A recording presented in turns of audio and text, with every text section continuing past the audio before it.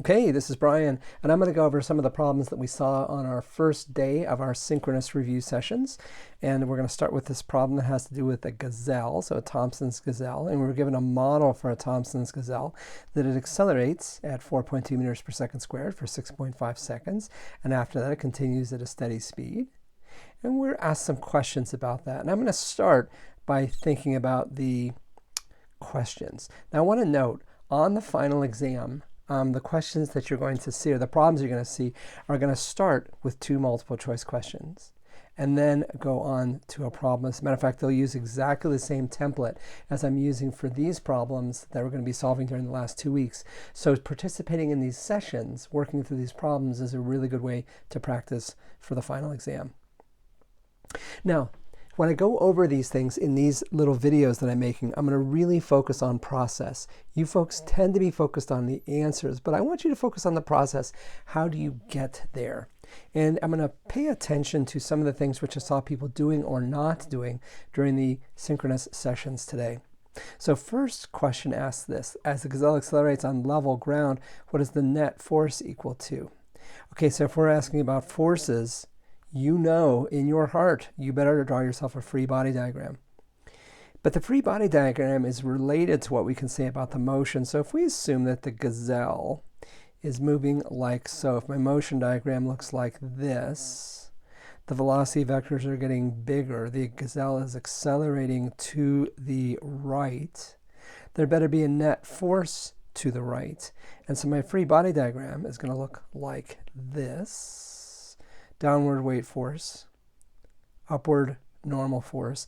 There's a force to the right. Well, the only force that we can have to the right, it's parallel to the ground, and it's a force from the ground. It has to be a friction force. What type of friction force is it? Is it static or kinetic? Well, the feet aren't sliding. And the key is there sliding at the contact between the 2 surfaces? The answer is no, so it is a static friction force. Next question: what is a gazelle's top speed to the nearest 10 meters per second? And you know how to do this. The change in velocity is just equal to the acceleration times the time interval. And if we work that out, we get 27.3 meters per second. And so the answer for this is going to be 30 meters per second. But don't use 30 meters per second and what takes place down below. I want to use this more specific, this more precise value. I'm going to take that, I'm going to use that down below. Now, I want to talk about this problem. So the question is asked, how much time would it take a gazelle to finish a 30-meter race, and how much time would it take the gazelle to finish a 200-meter race? And we're going to compare that with humans. And there's a bit of an assessment built into how the problems are phrased, because you're told the human would win a short race and it would lose, the gazelle will win a longer race. Okay, so we're told that. So we can use that for some assessment. But now I want to think about, how do we solve this? Okay, now, first thing I'm going to do is I'm going to strategize. I'm going to treat this as a 1D motion problem. Okay, and we had 2 different kinds of 1D motion. We had constant velocity or uniform motion, and we had motion with constant acceleration, and we had different relationships for those 2 different kinds of things. And the motion of the gazelle is going to break up into 2 pieces, because we said that the gazelle accelerates at a constant rate for some period of time, and then after that it moves at a constant speed. Okay, so it's going to accelerate up until a time of 6.5 seconds, and after that it's moving at a constant speed. And we know what this speed is. Okay, we already solved for it up above. We solved and said the speed was 27.3 meters per second. Okay, now let's think about what that's going to mean for a gazelle traveling at running a 30-meter race and running a 200-meter race. Now, for starters, let's think about the 30-meter race. Now, for a 30-meter race, I don't think the gazelle is going to have a chance to reach top speed. Okay, 6.5 seconds to go 30 meters. The gazelle is going to do that in a lot less than 6.5 seconds. So for the 30-meter race, I'm going to treat that as just constant acceleration. Okay? And if we end up that the gazelle does reach its top speed before it reaches 30 meters. We'll know that. We'll be able to fix that. But you can assume that that's true for now. And then it turns out it works out. The gazelle has not reached its top speed by the time it gets to 30 meters. So basically, it's just some portion of the curve up to, say, here. And so we're just looking at this portion of the curve. The gazelle does not reach top speed. We can treat it as a motion with constant acceleration problem. And then I would use this relationship right here. The final position is equal to the initial position plus the initial velocity times the time interval plus 1/2 times the acceleration times the time interval squared. I would use that relationship. We know the initial velocity is 0. The gazelle starts from rest. We know the acceleration is 4.2 meters per second squared. We know the final position is 30 meters. The initial position is 0 meters. The only thing I don't know in here is the time interval. I can solve for it, okay? And if you solve for that, you get something that's just a little bit more than the 3.6 seconds that the human does. Okay, you end up with about 3.8 seconds for that. And then, how much time will it take the gazelle to run a 200-meter race? Well, running a 200-meter race, it's going to go past that 6.5 second mark. Okay, so it's going to take it more than 6.5 seconds. So we're going to have to do two different kinds of motion. And the first part of the motion when it's running a 200-meter race is constant acceleration. The second part is constant velocity. So we're going to have to break it up into two parts. And when we solve problems like that, it's useful actually to do some sort of a visual overview where we're going to say, okay, at my initial position, x1, that's 0 meters, the time is 0 seconds, okay?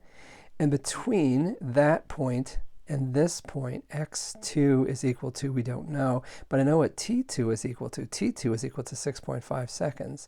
Between 0 and 6.5 seconds, there's a constant acceleration of 4.2 meters per second squared. And then from x2 to x3, okay, we know the gazelle is moving in a constant velocity. We don't know what the time is. We know what the position is. It's 200 meters, that second position. And between point 2 and point 3, it's traveling at a constant speed of 27.3 meters per second. So here's the way you're going to solve this one. You're going to figure out, for this first part of the motion, from point 1 to point 2, it takes 6.5 seconds. How far down the track is the gazelle? And that's motion with constant acceleration. So you solve it just like you did for this one.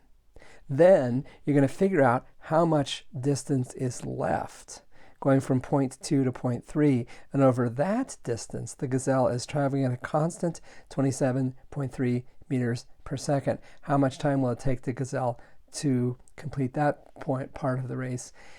And you're going to take the time for the first segment, you're going to add it to the time for the second segment, and you're going to get a total time for the race. And I want you to go ahead and try that, work it through. I came up with a time of 10.7 seconds. So I want you to go ahead and work that out and see if you get an answer that agrees with that. And my assessment is the gazelle won for the 30-meter race. I'm sorry, the human won for the 30-meter race, but just barely. But for the 200-meter race, the human gets spanked, 10.7 to 19.3 seconds. The gazelle is way out in front, and that is in fact consistent with what we were told in the problem statement. Now let's go on to the next problem. Okay, so the next problem is about Brady's Leap, and this is a story, possibly a tall tale, was told about someone who was being pursued, and they came up to this gorge, and at the bottom of the gorge there was a river, and then there was grass on the other side, and the person was running along at a high speed and kind of like jumped off the edge at a constant speed and landed on the other side. Was this possible, or is this a tall tale? Now if we look at this, this is an example of projectile motion, okay? And when you see a problem like this, I want you to immediately think, that's projectile motion right there. The person is in projectile motion. And we know how to solve problems like that. We break it up into two parts. We do the horizontal motion and the vertical motion separately. In this case, the components are easy. The person is running off at a constant speed. We don't know what it is, but a constant speed of v that we're going to try to solve for. The initial vertical velocity is 0, and the vertical motion is, of course, free fall. We'll come back and talk about that later. Now, the first two questions here are related to basically how do we deal with projectile motion. If the person runs horizontally off the edge of the cliff, while in the air, the magnitude of the horizontal velocity does not change. It stays the same. That's one of the crucial facts about projectile motion. The horizontal motion continues unabated. Okay, but what happens to the magnitude of the vertical velocity? Well, the vertical velocity is going to increase because the person is speeding up. They are in free fall. So then, here's our question, or our problem. What is the minimum speed someone have to run off the cliff edge with to make it safely to the other side of the river? Okay, so here's our setup. We got our gorge, got water in the bottom, and we have safety over on the other side. And this distance across the gorge, okay, we were told is 6.7 meters. This distance, the depth of the gorge, is 6.1 meters. Now the person's initial velocity is horizontally, we don't know the speed, we're just going to call it v. We're going to treat the horizontal and the vertical motion separately. So for the vertical motion, it's just free fall. So the vertical motion, what happens is the person is not moving and then speeds up and falls faster and faster until they reach the bottom of the gorge, okay? So that's what the vertical motion looks like. And the vertical motion, we know it's free fall, and we know what the acceleration is for free fall. The acceleration is equal to negative 9.8 meters per second squared. And the vertical motion we use to figure out what the time is. How long does it take the person to fall? We have to work that out.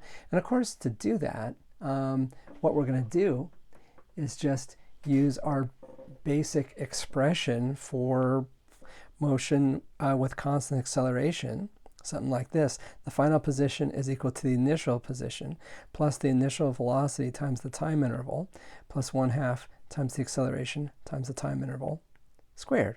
Now, the final position is 0 meters. That's the bottom of the gorge. The initial position was at 6.1 meters. The initial velocity was 0 for the vertical motion, so that goes away. The acceleration is negative 9.8 meters per second squared. Okay? And the only thing we don't know in this equation is time. And if we solve for time, I get the time interval is 1.12 seconds. That's how long the person is in the air. And while they're falling for that 1.12 seconds, they're moving horizontally at a speed v. And the question is, what is the minimum speed? So if the person lands exactly here at the other side of the river, 6.7 meters horizontally from where they started, they start here at the top, they finish just at the other side of the river, we can work out what the speed v would have to be, because we can just say, for motion with constant speed, our relationship is xf is equal to xi plus vi times delta t. By the way, as you're solving these problems, make sure you know what type of motion you're treating and which relationships apply. The vertical motion is motion with constant acceleration.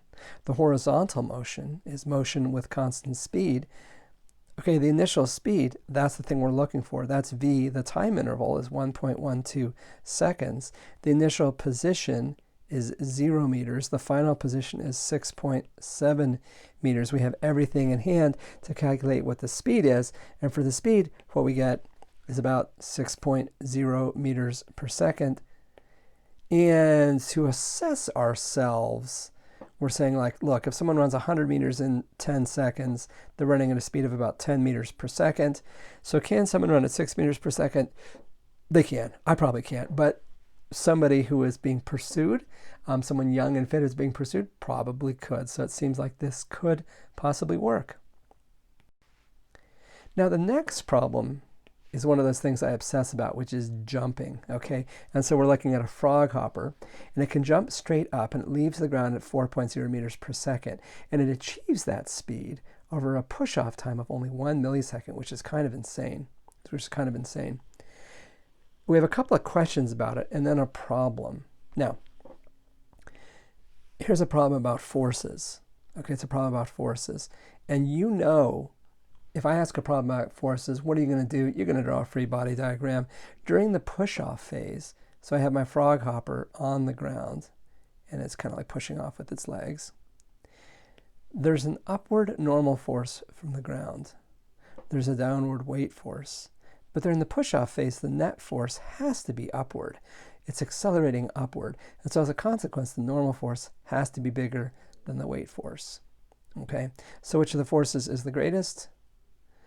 The normal force is going to be the greatest, because the normal force is bigger than the weight force, and it's also bigger than the net force, because the net force is just equal to the normal force minus the weight force. So the biggest of them all is the normal force. We know that that has to be true.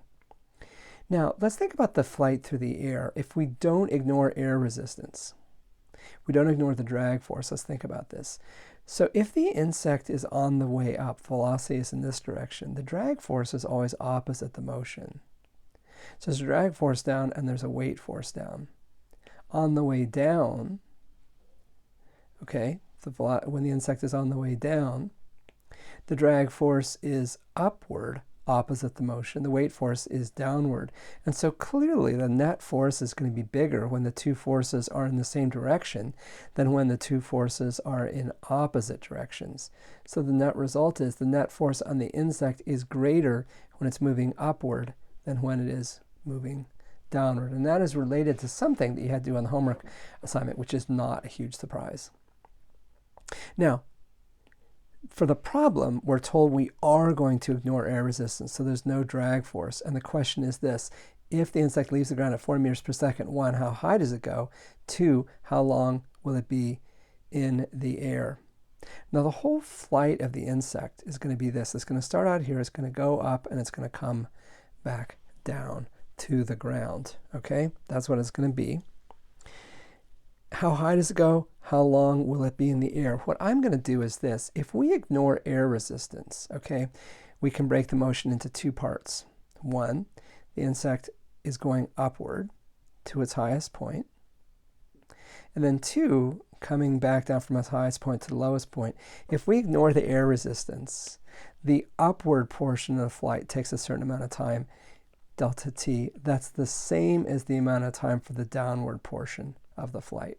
So if I compute the distance that it travels when it's moving upward, my change in vertical position, and I compute delta t, the time, I know how high it goes, that's just delta y, and how long will it be in the air? It's going to be this time delta t, and then I'm just going to have to double it. Okay? So that's by way of strategizing. And we know what type of motion we have. And when you're solving a problem like this, you want to show us that you know what you're doing. You better, at some point, use the two words free fall. Okay, this is a free fall problem. And free fall problems, we know what that means is the acceleration is negative 9.8 meters per second squared. We know that that's true. So we're looking at the motion of the frog hopper. It leaves the ground at a speed of 4.0 meters per second. At some time later, it's reached its highest point, and the speed is 0 meters per second. We're interested to know what is the final height that it gets to. So it starts out with a height of 0 meters, finishes with a height yf we don't know. And in between those 2 points, there's a constant acceleration. It's free fall, so the acceleration is negative 9.8 meters per second squared. So with that in hand, we can solve for the height and for the time. And I'm going to solve for the time interval. I'm going to solve first off just for the height by saying, look, I know I have this basic relationship for motion with constant acceleration, which is vf squared is equal to vi squared plus 2 times a times delta y. I know that that's true. I know the initial velocity, that's 4 meters per second. I know the final velocity, that's 0. I know the acceleration, that's negative 9.8 meters per second squared. And so the only thing I don't know in this equation is delta y. I can solve for it. If I do that, I get delta y, the height that it goes to, 0.82 meters. Okay? And then I can do the time. Now, I'm going to do the time this way. I'm just going to say that the acceleration is equal to the change in velocity divided by the time interval, or the time interval is equal to the change in velocity divided by the acceleration. Well, the change in velocity, it goes from 4 to 0, so the change is negative 4.0 meters per second. The acceleration is negative 9.8 meters per second squared. And so with that in hand, I can solve for the time interval. And remember, we're not looking for just delta t, we're looking for 2 times delta t. And if I solve for that, what I get is 0.82 seconds. By the way, you'll notice these two numbers are the same. That's just an accident of how we happened to choose the numbers. Okay, that's just kind of like works out that way. And that seems reasonable. So champion jumper leaves at 4 meters per second in the air for a little bit less than a second, goes a little bit less than a meter high. That is consistent with numbers which we saw when we were looking at other jumping creatures. Next piece of the puzzle, we're looking at a champion human jumper. So someone doing a standing vertical jump. They go into a crouch, extend their legs, and then the goal is to get the feet far as possible off the ground with the legs fully extended. Okay? And I have data for one world record or record-breaking jump. 70-kilogram jumper pushed off over a distance of 30 centimeters and achieved a final height above the ground of 120 centimeters.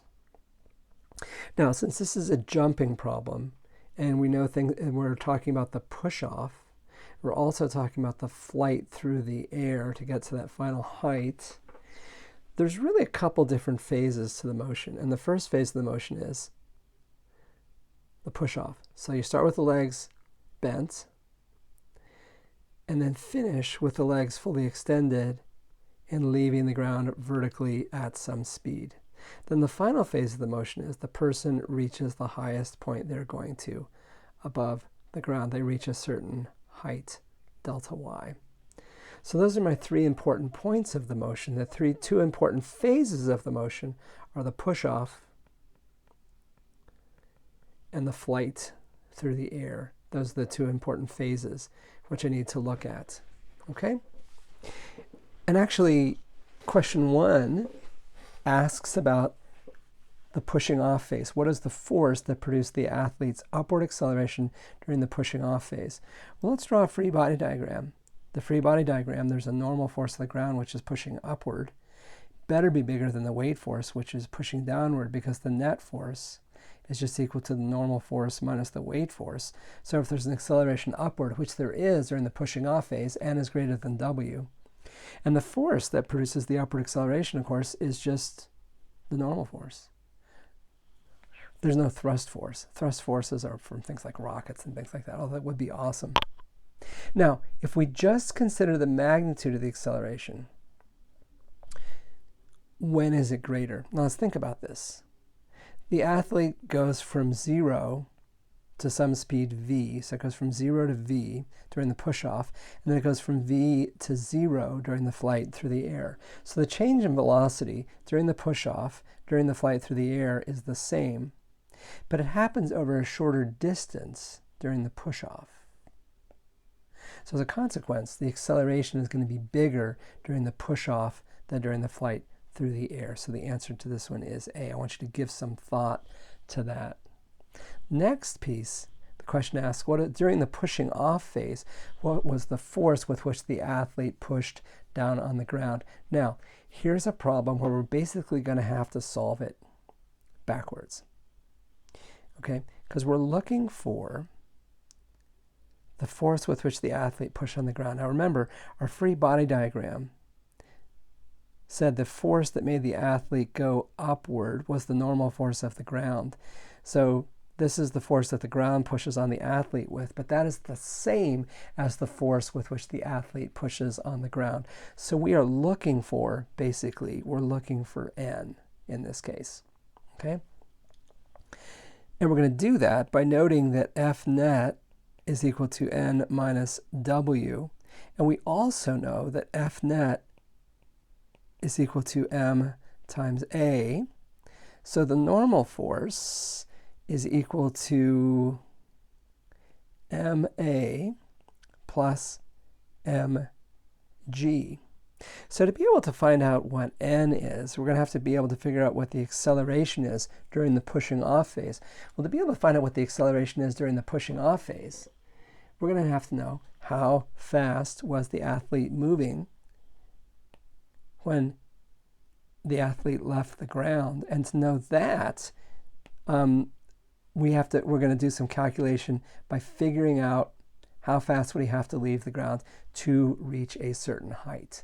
That's how we're going to do it. So the first thing we're going to look at is the flight phase, and then we're going to come back and look at the push-off phase.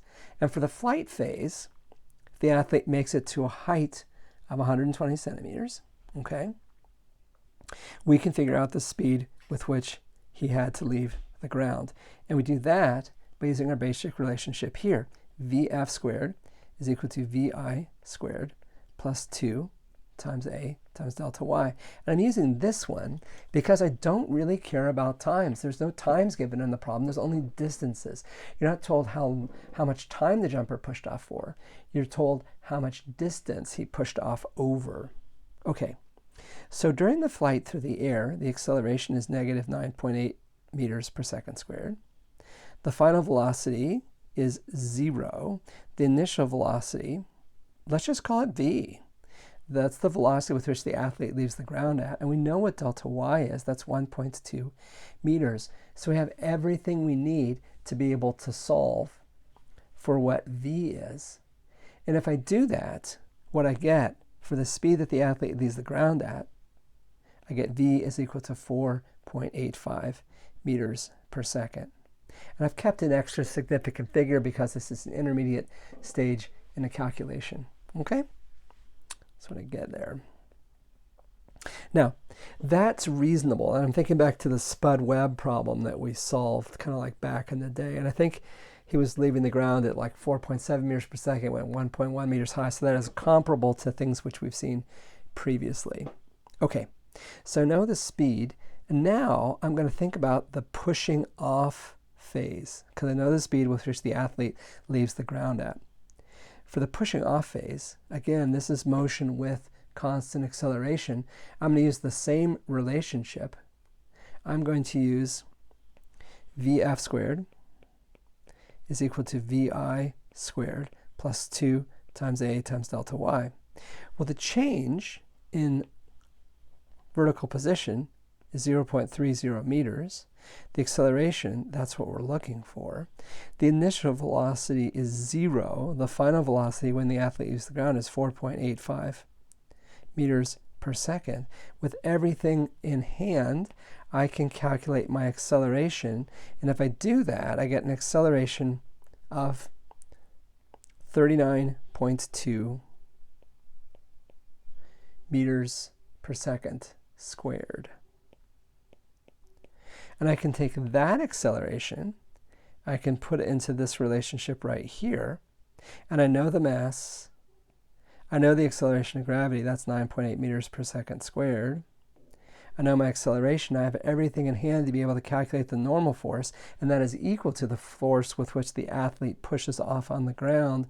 And if I put all that together, I get a normal force of 3,400 newtons. Okay, and I want to note that's about 5 times the athlete's weight. So it's impressive, but this is an impressive vertical jump. A crouch of about a foot, and the person gets about 4 feet off the ground. That's kind of insane.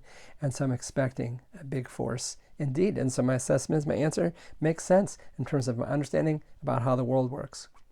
That's our first set of problems, and on Wednesday we'll do yet another.